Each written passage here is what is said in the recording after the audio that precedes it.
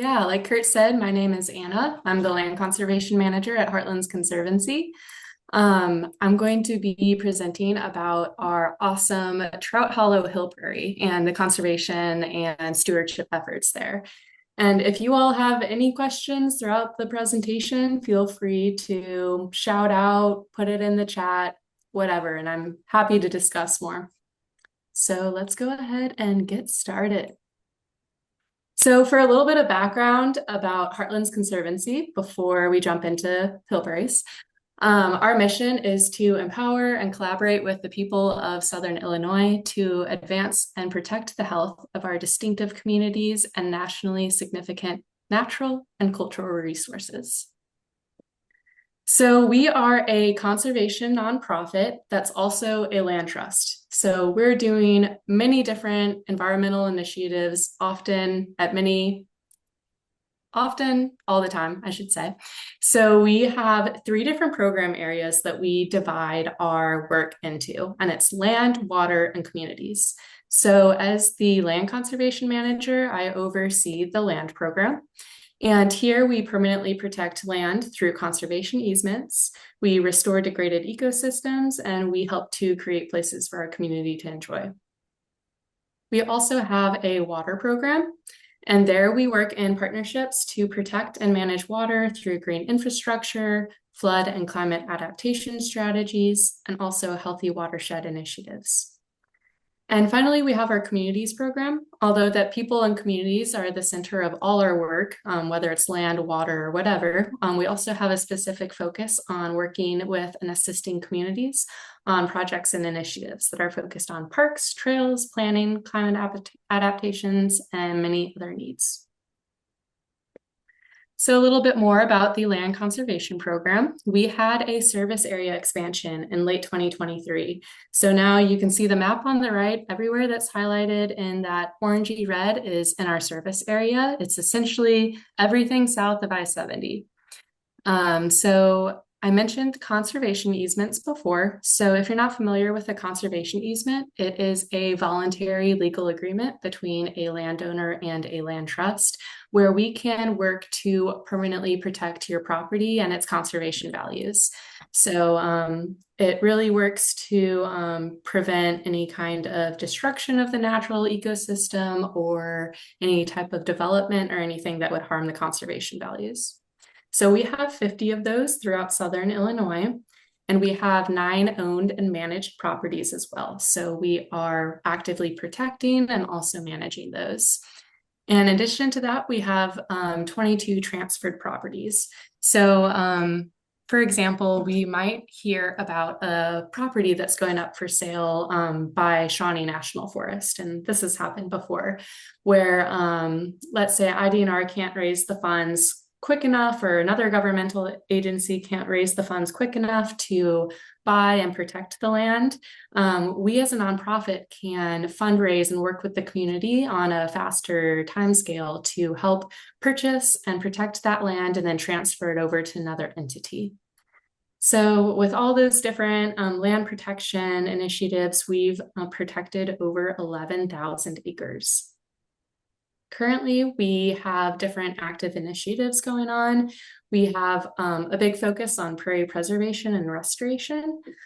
So the endangered Illinois chorus frog and ornate box turtles are at the center of a lot of our efforts. We have hill prairies up in Edwardsville, and Poke Sand Prairie and Knoll Family Wildlife Sanctuary are both sand prairie habitats and with known populations of both those species, which is really exciting. We also work to support the monarch butterfly, both through our native restoration practices, but we're also jumping in on different community science initiatives to help record and track the monarch butterfly.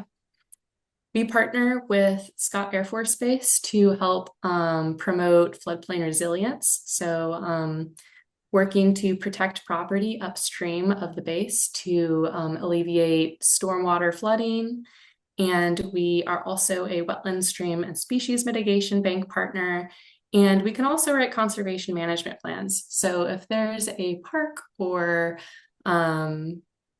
or a local municipality that has an area of property that, let's say they want to reconstruct a prairie or it's a forest and they don't know how to manage it, we can work with them to help write management plans to best promote native habitat and write it in a manner that any parks employee can follow and understand. So now we're going to get into hill prairies. So Illinois, our lovely state, is the prairie state. And within prairies, there's many different kinds and flavors that exist. And the type of prairie depends on variations in soil moisture, composition, glacial history, and topography. So all those different interacting factors. There are black soil prairies, there's dolomite prairies, there's gravel prairies, there's hill prairies, which we'll be talking about today. And even within hill prairies, there's gravel, glacial drift, and loess soil hill prairies. Sand prairies that I've mentioned before, and shrub prairies. So over here on the right is our Trout Hollow Hill Prairie, very steep, as you can tell. And so what is a hill prairie? A hill prairie is a type of grassland ecosystem that's found on steep, dry slopes, and it's typically facing south to west, and it's above floodplains of rivers. These hill prairies in Illinois are present along the lower Illinois and Mississippi rivers, and they're little open pockets in a larger matrix of forests. So you can see over here, Trout Hollow, it's kind of like two bald spots that exist on the bluff. So naturally, these hill prairies would have been just around 5 acres in size, so they're on the smaller scale of things. And I'll get more into it later, and you can see that this hill prairie is amongst a matrix of oak hickory trees, and there's a lot of cedars that exist. And I'll talk more about the encroachment of cedars later, but if you can imagine, these are all cedars in the middle. So this hill prairie footprint would encompass this whole area and probably even larger. So typically when you see, if you just Google prairie, you see this like never-ending landscape of tall grasses into the sunset. And so hill prairies are a little bit different, as in they're just little pockets. There's unique plant and animal communities that exist on these hill prairies. And that's because there's very specific factors that make up these hill prairies. So like I mentioned before, they're south to west facing steep slopes. So they get that hot summer sun. It's really intense, it's really warm. And then in combination with those dry winds that come across. There's also periodic fires that would come across this landscape. So all these different compiling factors play into what makes a hill prairie a hill prairie. So what lives here? So there's a lot of different plants that exist in this habitat. The conditions are too harsh for many trees to survive. And so that's why we see those bald spot-like things on the bluffs. And there's unique plant species that are adapted to these hot, dry, windy environments with the trees and shrubs along the edges. So there tends to be more short grasses than native forests rather than the tall grass prairies. And there's a combination of unique species, but also more generalist species that can survive in these conditions. Like, for example, little bluestem. We see little bluestem in sand prairies, sometimes along roads, just in grasslands. So they're able to survive in these more intense climates as well. There's also hoary puccoon. So this is a more conservative species. It's really hard to grow. It really needs that. It's an indicator of a high quality prairie because it really relies on that mycorrhizae in the soil to be able to grow and flourish. So there's also round-headed bush clover that grows in these hill prairies. So, you know, we always hear about the bad Sericea, but Sericea lespedeza, but there's also good bush clover that exists on the hill prairies. Other plants, there's the pale purple coneflower. So we often see that in prairie ecosystems as well. But then there's also the rare Missouri coneflower that exists in these sites. And I'm sure I'm preaching to the choir when I bring up this graphic, but have to give it its reverence. You know, these native plants are really great ecosystem stabilizers. There's the turf grass that's on the left that only has like an inch or so of root systems. And then we have our beautiful native plants going across the spectrum of root depths that can go up to 12 feet deep, that lead plant and compass plant, and that blue stem. It's working to stabilize the soil, reduce erosion, absorb stormwater, filter out pollutants. So really the superpowers of native plants. There's also a bunch of cool animals that exist on this unique habitat. So since it's along the river, on the bluffs, migratory birds often use these spaces as a resting spot on their journeys. And because these are so sporadic and more endangered ecosystems, the lack of connectivity really puts these animal species at risk. So the ornate box turtle exists on the hill prairie. There's the timber rattlesnake that nests in these steep slopes. And there's also badgers that exist. I had no idea that badgers were in Illinois until we did a site visit with an IBNR biologist to Trout Hollow.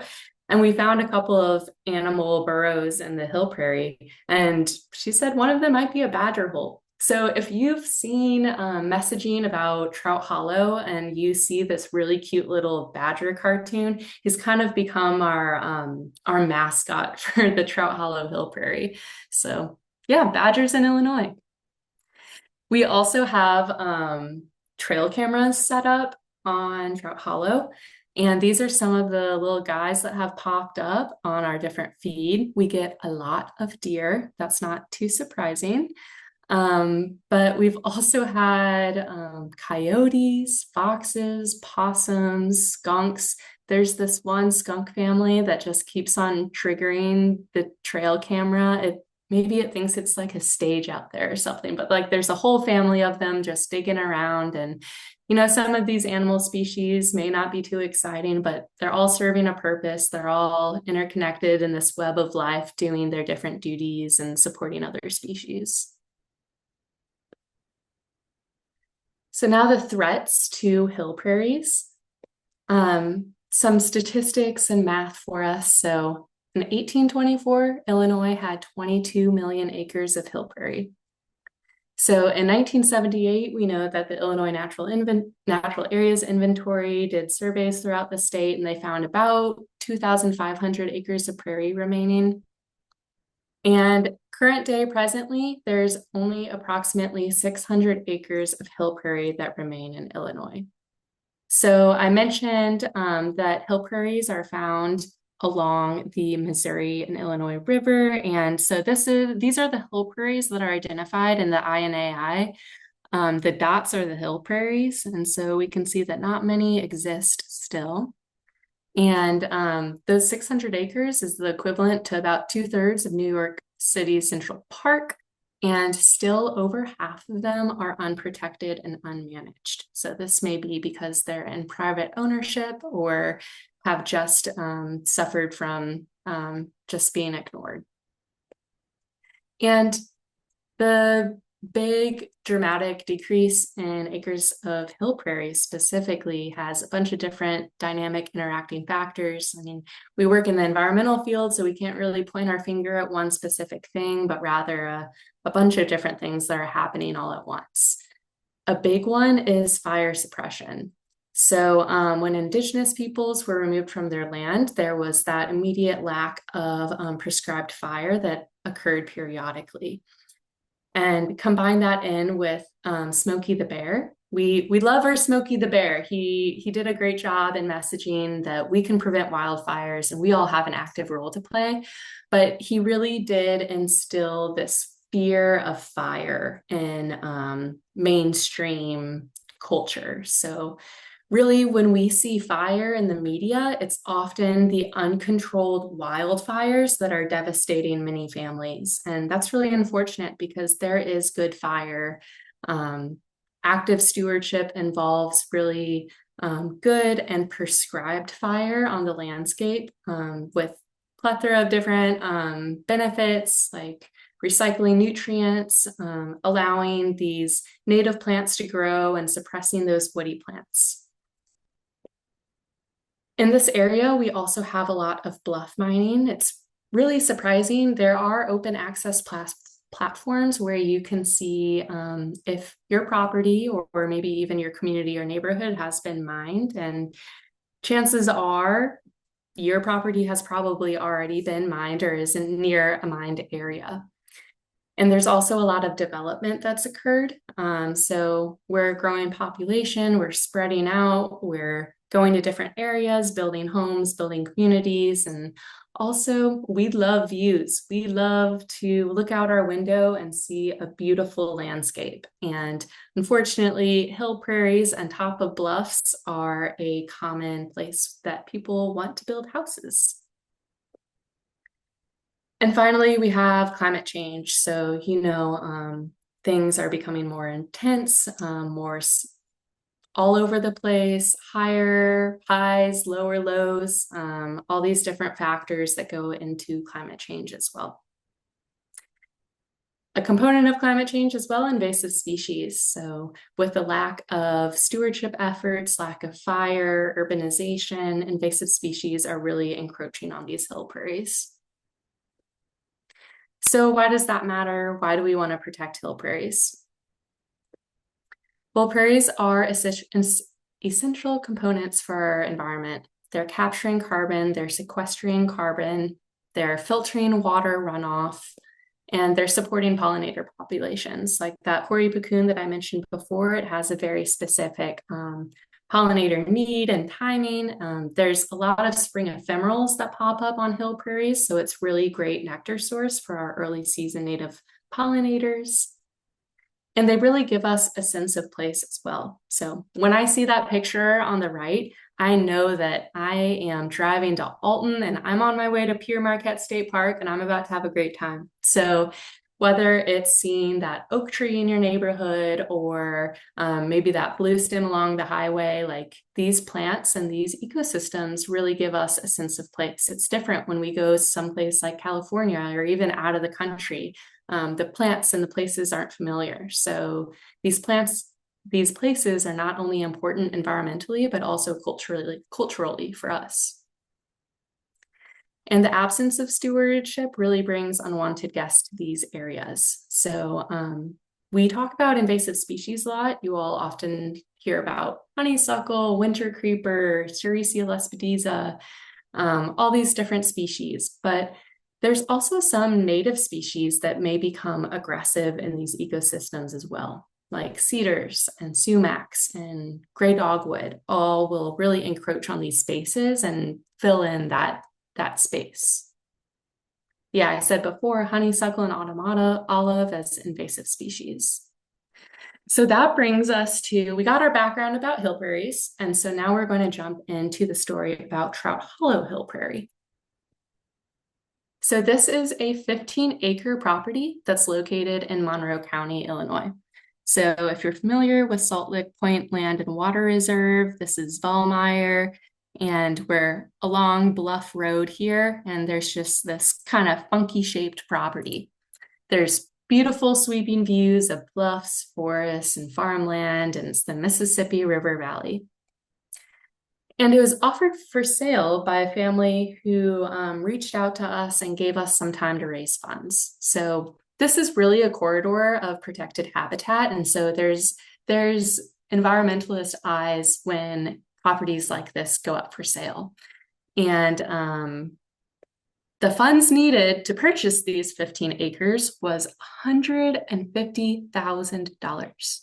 And that was just to purchase and acquire the property. So if we wanted some funds for stewardship and active management of it as well, we needed to raise $175,000. And the deadline to raise these funds was August 3rd. I wrote 3rd. But that gave us about 4 months. So it was all hands on deck. This hill prairie really needed our attention and needed it quickly. So we posted it to social media, and it got quite the response. So we started getting Facebook reposts, Instagram reposts, Twitter, every social media you can imagine. News channel did a broadcast on it. We had a social media influencer fly from Alabama to Illinois to do a Instagram reel of the hill prairie and highlight all the different cool plants that are there. So we really had an outpouring of support. We sent out a message, a call for help, and people were reposting it. They realized how important this space really was. And so we received support from over 800 people. It was so crazy. And those 800 people came from 43 different states. And I think this is incredible because it was people from across the country were really realizing how awesome the land and native ecosystems in Illinois are and how important it is to save it. But if that's not impressive enough to you, we have people from 4 different countries also donate to this cause. So I'm glad I'm not a financial person because I don't know how that works with donations for different countries, but it worked out. And Trout Hollow Hill Prairie was saved. So we actually exceeded our goal. We raised over the $150,000 to acquire the property and over the $175,000 and got to $200K. So we had a huge celebration. This is the cute little badger that I was talking about. People became prairie protectors if you helped to donate. And it was just such a huge celebration, a great way to round out 2024 and such excellent news. But if you're me, you're like, okay, this is just the beginning. Now it's time to get started. So Hill Prairie stewardship needs. So our stewardship goal is to restore and steward the hill prairie to enhance the biodiversity and promote this ecological resilience of this area. So the objectives of the stewardship goal is to maintain this hill prairie ecosystem. We really want to expand it back to its historical footprint boundary and definitely need to conduct regular site monitoring. So we want to visit the site often throughout the seasons because we want to have adaptive management practices.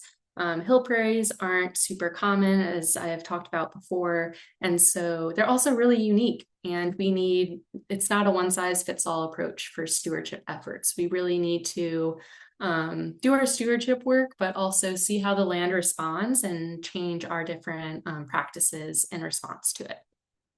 We want to do comprehensive invasive species management. There's a lot of honeysuckle and winter creeper on the site. We want to keep that at bay. And we really want to increase public awareness and stewardship opportunities of these hill prairie ecosystems. So it's not just me that is doing the stewardship work. We open it up to our volunteers, and we want people to be aware of this really neat place and contribute towards these stewardship efforts.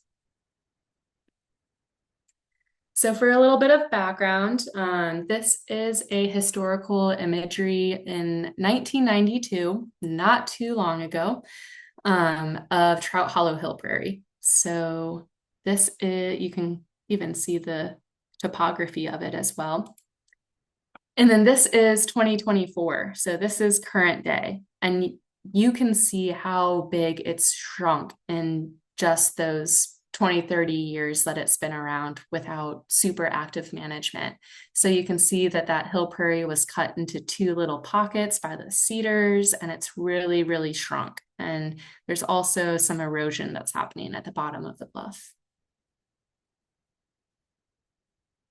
So we got to work. We acquired the property, and then I started immediately having these stewardship days.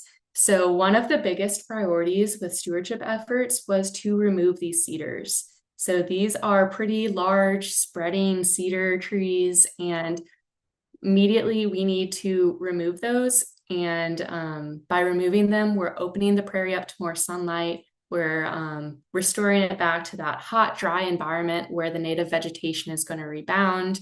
Really interested to see what's in that historical seed bank. But the tricky thing is these are huge cedars, and it is on a really steep slope. You can see that our sawyers are kneeling on the ground to cut these trees. And Another component of it is that we can't just cut the cedars down and leave them. It's a goal to return fire to the landscape. And I have faith in what the historic seed bank has just underneath the soil. And so if we were to burn this hill prairie and fire were to come across these huge trees, the residence time of that fire would really make it intense and possibly sterilize the seed bank. So we need to limb up the trees and bring it out of that historic prairie footprint, because we don't want to sterilize that seed bank, and we want to get it out of that area and see what pops up. So these are some videos of just what it's like to be working on the hill prairie. This is why I only let trained sawyers on the property, because at this time, to cut these trees specifically down, because they are a lot of work and on these really steep, dangerous slopes. The person before was triumphantly lifted his chainsaw up. We do not promote putting chainsaws above your head, just as a little heads up. But you could see there how big these trees are, how difficult it is to remove them, and it takes a lot of effort. But we've also, while it is hard effort, we've also had fun with it. We went there in late December and we got to cut down our Christmas trees. So volunteers got the benefit of coming home with a very unique Charlie Brown-esque Christmas tree.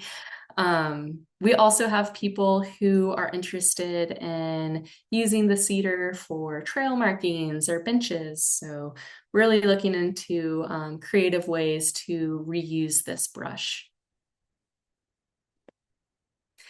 And here are some other photos of us doing stewardship work on the prairie, limbing trees up, felling them, taking rest breaks, which we need, and piling the cedars up into that brush pile. So it's a lot of fun.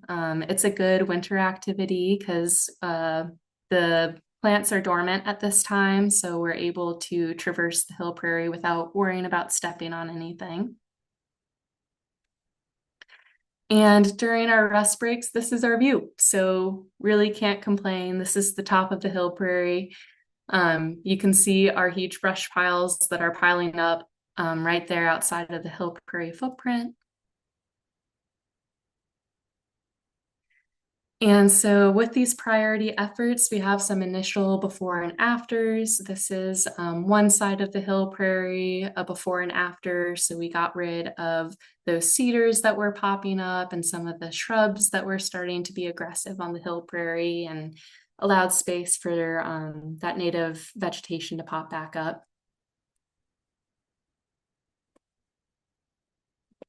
And here's another before and after. There's a lot of honeysuckle on this side, along with other shrubs.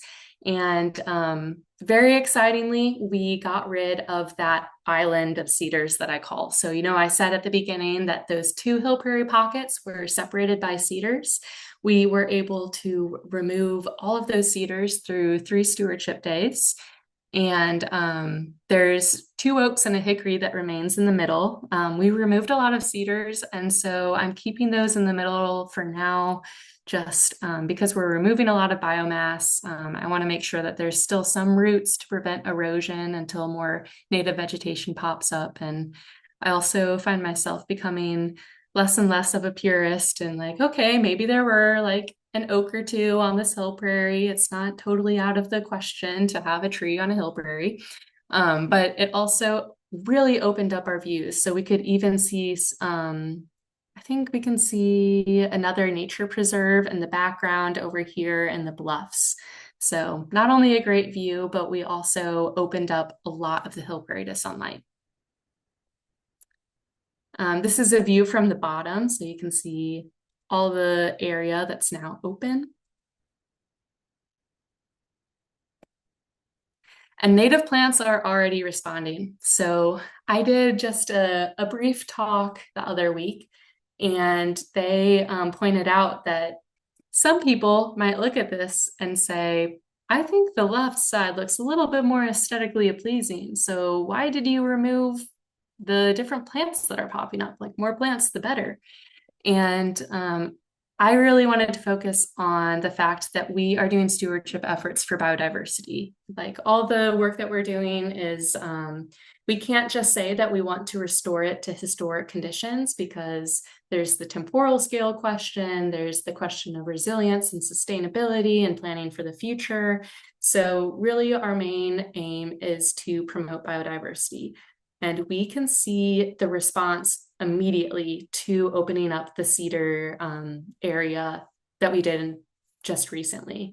So we see just an entire area of hoary puccoon that popped up in that area where we did cedar control. So the hoary puccoon probably wouldn't have been able to pop up if it was outshaded and outcompeted by the cedars.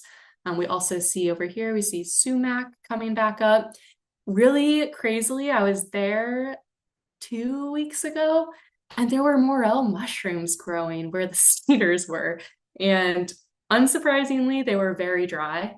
And so I didn't get to take them home and eat them.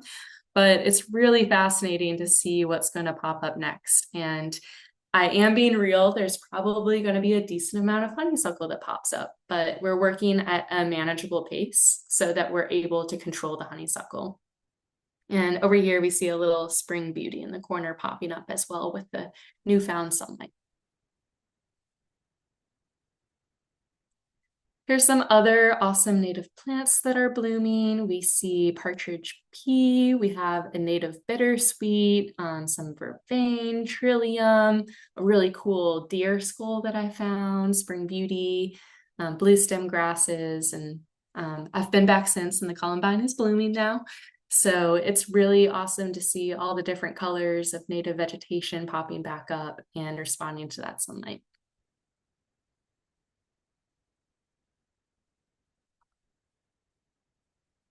So I got into it a little bit, but our stewardship efforts for this hill prairie, we really want them to be impactful. So we want it to make a difference. We're utilizing the power of our volunteers and myself as staff, and we really need our stewardship work to be long lasting. So our impactful ecological stewardship is really centered around evidence-based and science-driven practices.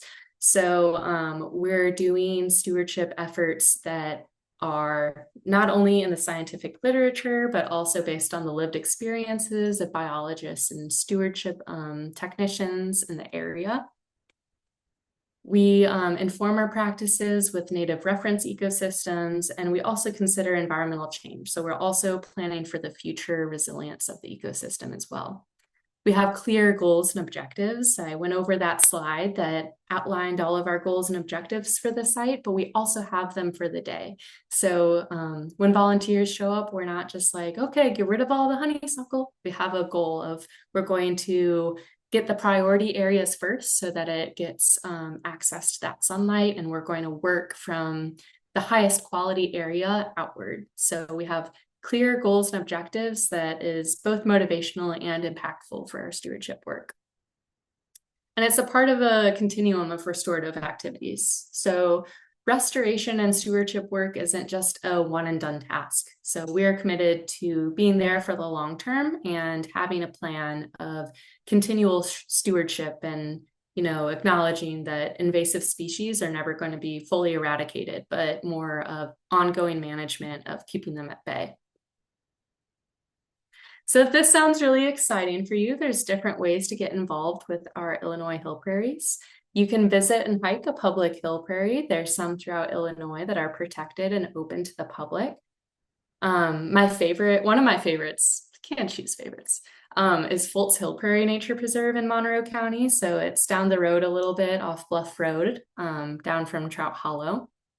There's also Pere Marquette Nature Preserve has a hill prairie if you're willing to go on the long trail all the way to the top and hike up.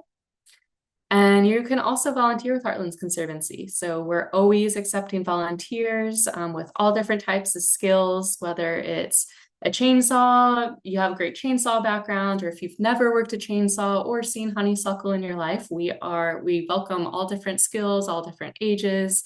We host groups of people, we host individual people. So we're really happy to get any kind of help that's offered. You could support Hill Prairie conservation too. So if you can't physically get out there, you can also financially support. And there's another type of support of just spreading the word. Tell your friends about the importance of Hill Prairie conservation. So some of our upcoming events are Pogue Sand Prairie Restoration Volunteer Stewardship Day. And this is a really exciting one because we got a grant recently to do a demonstration garden. So on the trail path to our sand prairie, I'm going to be planting clumped species that exist in our hill prairie with labels and ID guides. So it's right next to SIUE. So when I was in school, you know, you learn your native plants in the classroom on a slideshow, but then you get to real life and it's not always blooming or looking perfect like it did in the textbooks. So it's going to be a really great way to teach our community members, our visitors, students about native plants in all different cycles and stages. And another very public facing site is our exploration garden. This is like a 6-acre wet meadow pollinator prairie area with different demonstration plantings. We're also hosting bike rides this season. So get outside, learn about conservation, cycle around Belleville. And we also have different events and walks throughout the area. Coming up most soon, we have a birding walk at Carlisle Lake. And this will be with a birder at NGREC who will help us learn different species of Illinois. And we also have different walks as well. Like we recently did a frog walk at Pogue Sand Prairie, and we got to check out the Illinois chorus frog ponds, and we have a cactus bloom walk. So if you've ever seen the prickly pear cactus and its full yellow flower bloom, it's absolutely beautiful. And we'll be hearing from a SIUE student about her research at our site at Knoll of her ornate box turtle population research as well. So you can check out all of these events on our website. If you just Google Heartlands Conservancy events, you're bound to find us and register, and these are all free. And this is my closing slide. So you can scan to donate to help support our Hill Prairie efforts and continued land protection and acquisition. You could scan to volunteer with us, or just send me an email and say, hey. So thank you so much for listening to me go on. This is one of my favorite topics of Trout Hollow Hill Prairie. So thank you for listening. And if you have any questions, I'm happy to chat more.